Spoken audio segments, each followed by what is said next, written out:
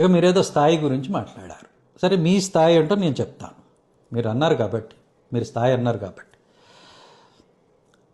బ్యాంకులను మోసం చేసి 2,000 కోట్లు దోచేసి ఫ్రాడ్ చేసిన దాంట్లో 420 అని సిబిఐ మిమ్మల్ని ముమ్మారు 3 సార్లు 3 ఎఫ్ఐఆర్స్లో మిమ్మల్ని 420 అంది.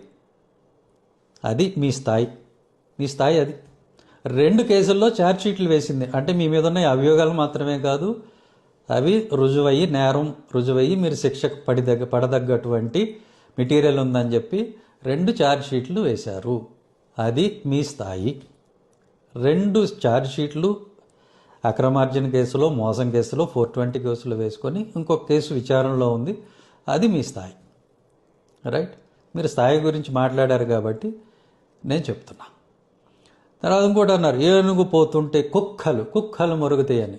కరెక్టే. ఆ ఏనుగు ఏ దారిన పోతుంది?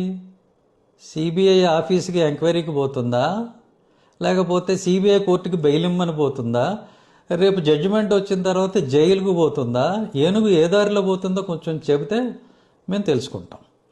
ఇక మీకు కుక్కల గురించి మాట్లాడటం ఏదో సరదాలా ఉంది, కుక్కలు అని. సరే, నాకు తెలిసిన కుక్కల గురించి చెప్తాను. మీరు అలాంటి కుక్కలు ఏమైనా కనపడితే వాటిని కొంచెం మందలించండి. ఒకటి, కుక్కని ఎవరిని అంటారంటే, ఎవరైనా మనల్ని నమ్మి ఒక టికెట్ ఇస్తే దాని మీద మనం పోటీ చేసి గెలిచి రాజీనామా చేయకుండా అదే పదవి పట్టుకొని వేలాడుతూ తినే కంచంలో ఊసినట్టుగా ఎవరైతే మనకి టికెట్ ఇచ్చారో వాళ్ళనే తిట్టేవాడిని విశ్వాసం లేని కుక్క అంటారు. కుక్క. రైట్. ఇక రెండవది, మనల్ని నమ్మి బ్యాంకులు లోన్ ఇస్తే తిరిగి కట్టకుండా ఎగ్గొట్టేవాడిని, మోసం చేసేవాడిని దొంగ కుక్క అంటారు. అలాంటి దొంగ కుక్కలు మీకు ఏమన్నా కనపడితే వాటిని చెప్పుతో కొట్టండి, మందలించండి. రైట్. ఇది. సో మీరు కుక్క అంటే కుక్క గురించి మీకు చెప్పేశాను. మీరు స్థాయి అంటే స్థాయి గురించి చెప్పాను.